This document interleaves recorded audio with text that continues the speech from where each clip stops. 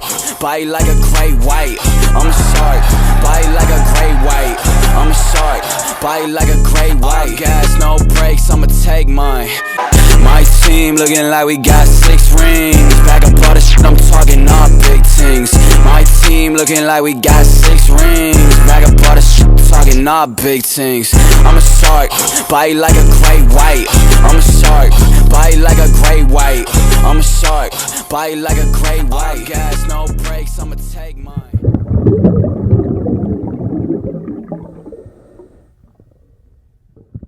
Welcome to another installation of the Joe Call Show as we approach the 2020 football season. Pandemonium here at Oceanside Collegiate Academy. Coach, good to see you again. Yeah, good to be here. So how's the summer been with the team getting ready in these odd circumstances?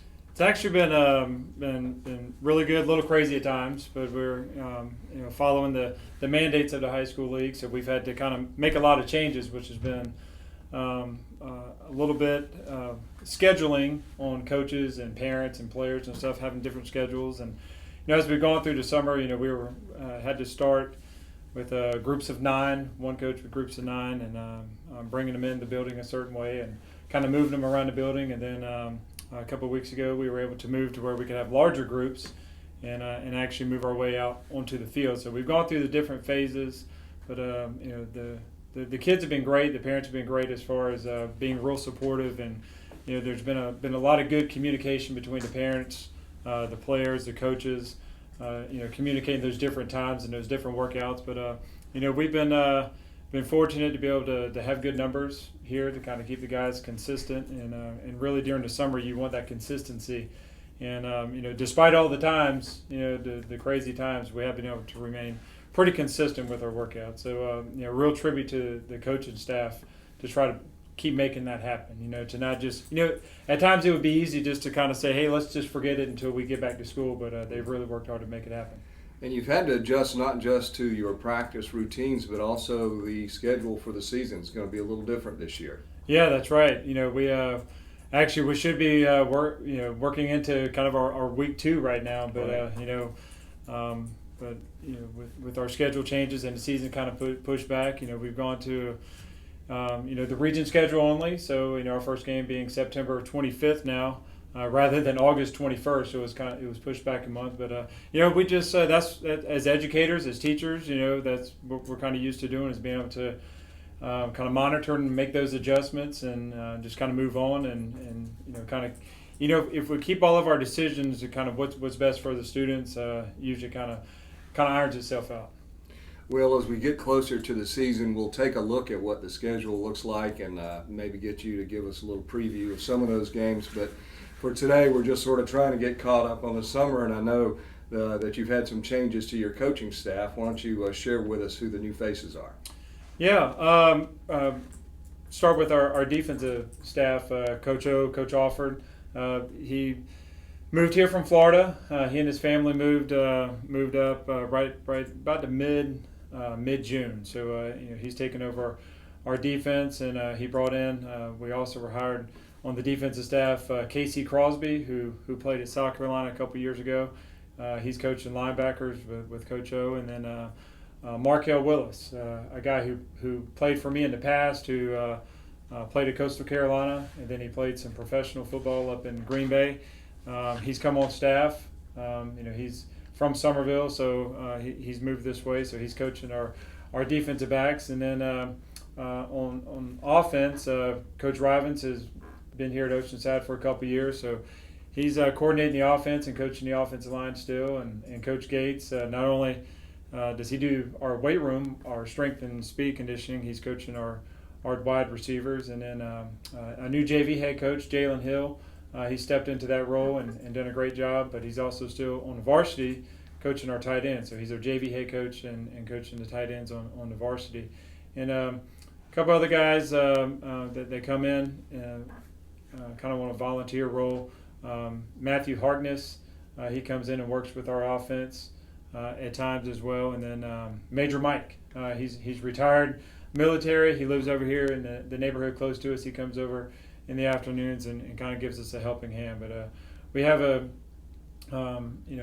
good staff that they're here every day. They come in and they do a great job of helping us put the plan together and kind of executing that plan on a daily basis. So, and everybody's got their roles. Everybody's kind of accepted what their roles are. So, and it's been good this summer to get all the coaches in here and kind of us come together as a staff. Really from kind of all over, kind of coming together and really getting to know these players and letting the players kind of get to know us. So, it's gone really well as far as staff this summer.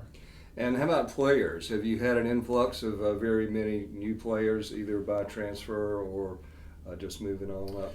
Really, the middle schoolers that have come in to be ninth graders here at Oceanside have really stepped in. Once they finished out their middle school year and were able to join us, and it's been good to kind of add them to the program, kind of get them used to the way we do things here at Oceanside. As far as our routines with working out, meeting times, practice times, wearing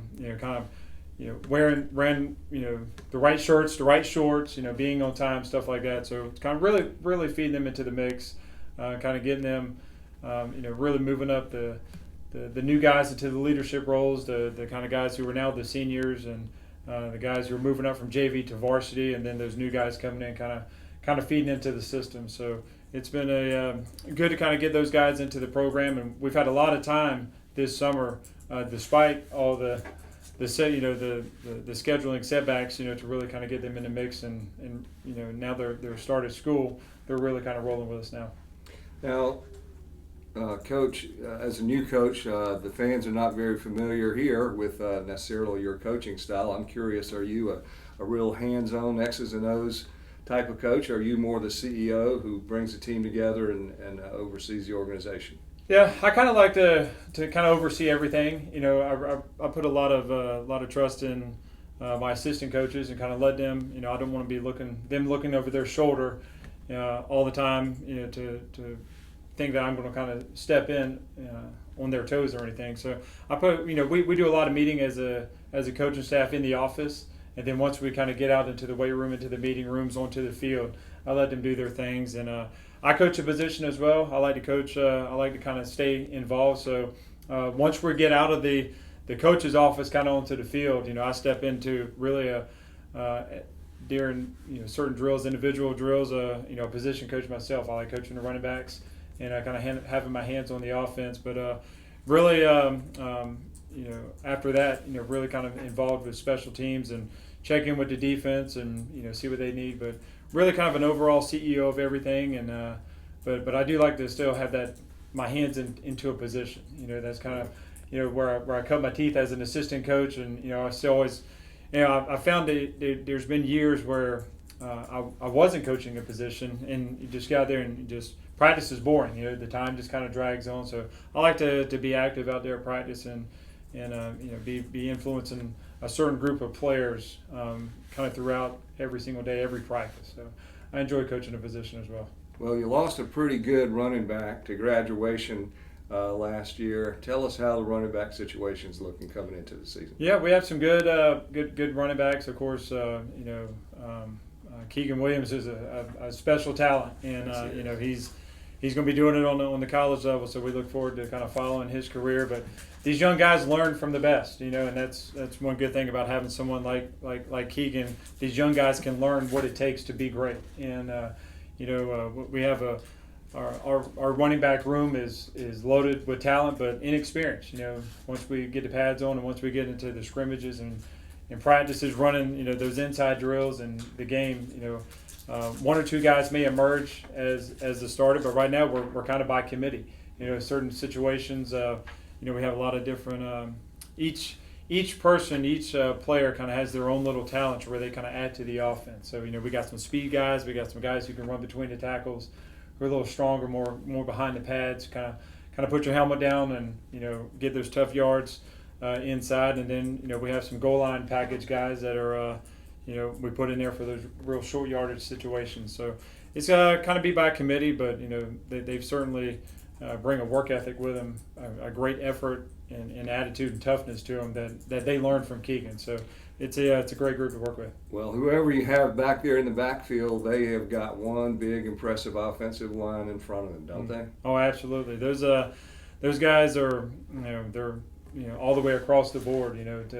I think we size-wise and ability-wise, we're looking at one of the best offensive lines, of any high school, I think, in our state at any level. When you're going 6'8", 6'6", 6'5", 6'2", 6'3", across the board. These guys are, they're very athletic, 280-pound to 300-pound kids. Yeah.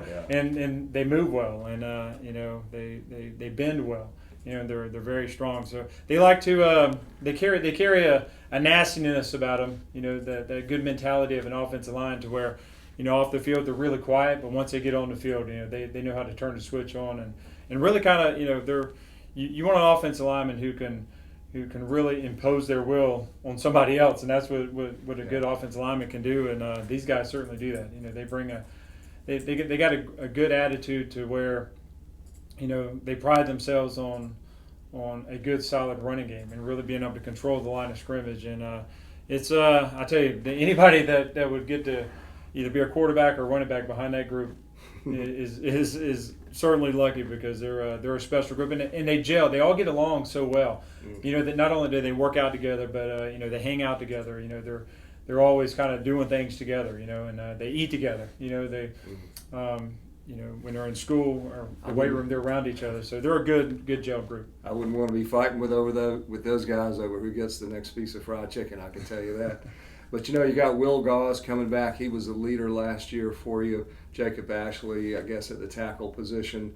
But there's a young guy in there, sophomore Monroe Freeling, who really is turning a lot of heads. I know you're excited about his future with the program. Yeah, he's so athletic to be such a big kid. 6'8", 280 pounds. Who's has a yoga background. Who just, you don't see guys that big that are that athletic. So he's really been able to showcase his skills and his talents by going to the different camps, the different showcases throughout the summer. Colleges have taken notice, and they see a guy who is that athletic and can move like that with such a big frame on him.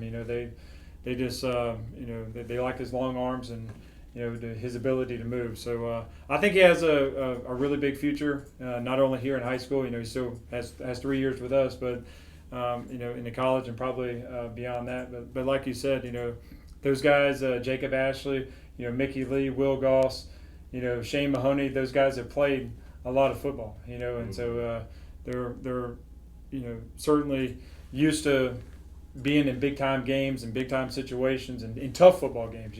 So they're they remind, even though Monroe's 6'8" and getting a lot of looks, they remind him that he's still the young buck of the crowd. They keep him in line. Yeah. And he's great about listening to those guys and really learning from those guys. And he kind of stays level-headed, and those guys remind him on a daily basis that they've been in those battles before, and he's still got a lot to learn on the mental side of the game. He has all the physical talents, but he's still got a lot mentally to learn and learn how to fight through those tough games and those tough situations. And Garrison Kepley stepping in as a starter for the first time with the program. He's got big shoes to fill at quarterback too, right? Right. Going back since Oceanside first began, everybody watching QB1 with Sam Hartman, and he's doing it in the Power 5 level at Wake Forest, all the way through to last year with Sean. So he's got some big shoes to fill. It's been a lot of great quarterbacks here before him in a short amount of time, and he's got the mentality to where he's seen those guys in front of him, so he knows what's expected of him, and you can see him. He studies film and studies his craft and works on his footwork and throwing on a daily basis. He's always reaching out to coaches. What else can he do? What does he need to be watching on film? Doing something every single day to be a better quarterback. And I think has a lot to do with those guys that have come before. Coach, look forward to talking to you again as we get closer to the season and taking maybe a more detailed preview at some of your upcoming football games. Any closing comments for us today? Just I know our guys are ready for some football.